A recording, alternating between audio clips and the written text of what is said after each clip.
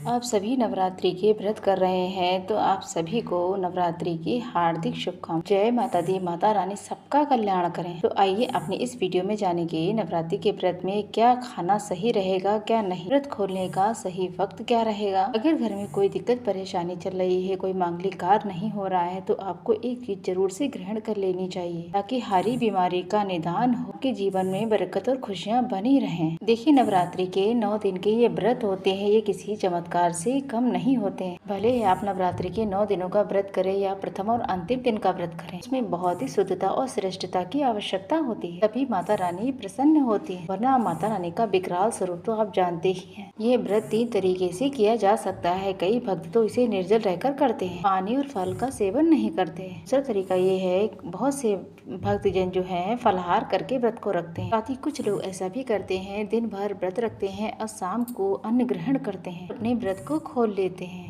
आप किस तरीके से व्रत रखते हैं, आप अपनी राय हमें कमेंट सेक्शन में जरूर बताइए। और आप कमेंट बॉक्स में जय माता दी लिखना बिल्कुल भूल जाते हैं, फटाफट से लिख दीजिएगा और वीडियो को लाइक शेयर सब्सक्राइब जरूर कर लें। आप सभी को चौकी आदि का विराजमान करने के बाद पूजा अर्चना कर लेनी है। आप चौकी बिठा लें, हवन कर लें, पूजन पाठन कर लें। अगर आप यहाँ पे इसके बाद ही पूजा पाठ के बाद ही चाय वगैरह लेते हैं तो ये बहुत अच्छा रहेगा। वहीं कई लोग तो ऐसा है करते, सुबह उठते ही चाय पानी ले लेते हैं। अगर आपकी आदत है, आप नहीं कर पाएंगे तो आप उसको ले सकते हैं। ऐसा कहा जाता है जैसी आपके अंदर शक्ति है, उसी के अनुसार भक्ति करते हैं तो आपको परिणाम किसी न किसी स्वरूप में तो मिलता ही है। माता रानी सब जानती हैं आप किस स्वरूप में हैं, आपकी क्या आदतें हैं, तो आप चिंता ना करें। इसके बाद बड़ा प्रश्न ये है कि हम दवाइयाँ ले सकते हैं, तो जी हाँ, बिल्कुल ले सकते हैं। देखिए, दवाई लेने में कोई दोष नहीं है। शास्त्रों में कहा गया है गर्भवती महिलाएं, बच्चे, बड़े और जो रोगी हैं की दवाइयाँ कंटिन्यू चलती हैं तो उनके लिए कोई भी दोष नहीं है। आपको बताते हैं, व्रत के दौरान दूसरे के घर की चाय पानी फलहार कुछ भी नहीं करना चाहिए। इस चीज का आप पूरा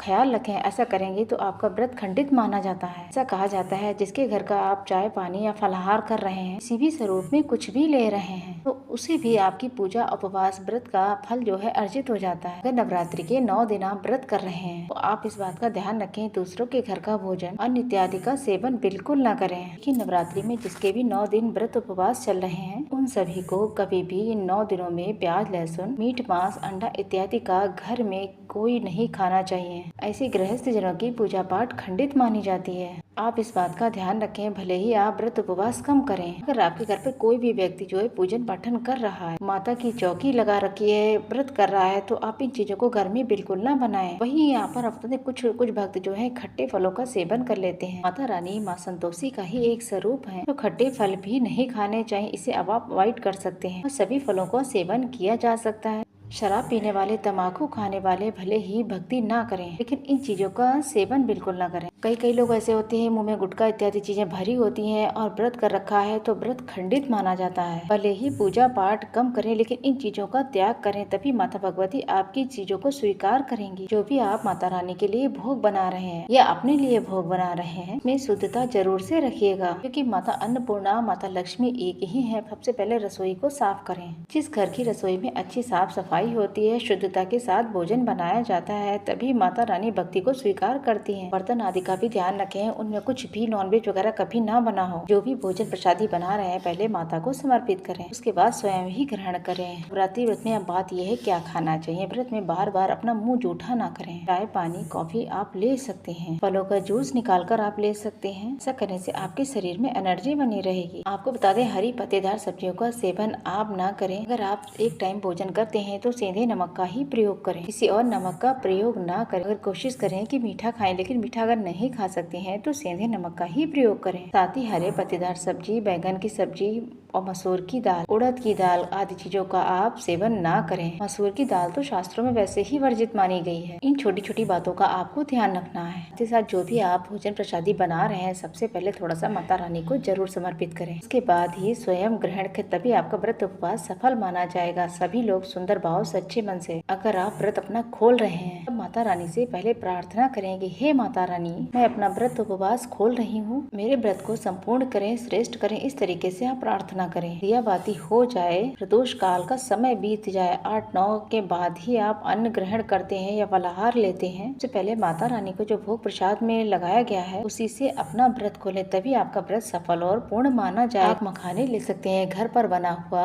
पनीर ले सकते हैं, दूध और छाछ भी ले सकते हैं, कॉफी ले सकते हैं, चाय ले सकते हैं, हल्दी का सेवन कर सकते हैं, टमाटर ग्रहण कर सकते हैं। देखिए, हल्दी बहुत ही शुद्ध होती है जो माता रानी को भी समर्पित की जाती है। कई लोगों ने यहाँ पर गलत धारणा फैला दी है कि हल्दी का सेवन नहीं करना चाहिए। आपको पता ही है, हल्दी का सेवन उन 12 दिनों में नहीं होता है जब किसी के घर में मौत हो जाती है। नहीं तो आपको पता ही है, हल्दी के बिना कोई भी भोजन शुद्ध है ही नहीं। हल्दी वो एक दवाई है जो शरीर में पनप रहे बीमारियों का नाश करती है। सभी ड्राई फ्रूट भी आप ले सकते हैं, बस थोड़ी सी बाहर की चीजों को व्रत में अवॉइड करें, शुद्धता का ध्यान रखें। माता भवानी आपकी सभी मनोकामनाएं पूर्ण करेंगे अगर आप सही विधि से, सही नियमों से व्रत को पूर्ण करेंगे। अपनी गलतियों के लिए क्षमा प्रार्थी हूँ। सच्चे भाव सच्चे मन से पूरा व्रत करेंगे। दिनों माता भवानी हमारे आसपास प्रत्यक्ष रूप से घूम रही होती हैं, तो कोशिश करें घर में शांति का माहौल बनाकर रखें। साथ ही साथ माता रानी के निमित्त एक दीपक जरूर से प्रज्वलित करें और माता रानी ऐसे करने से प्रसन्न होती है।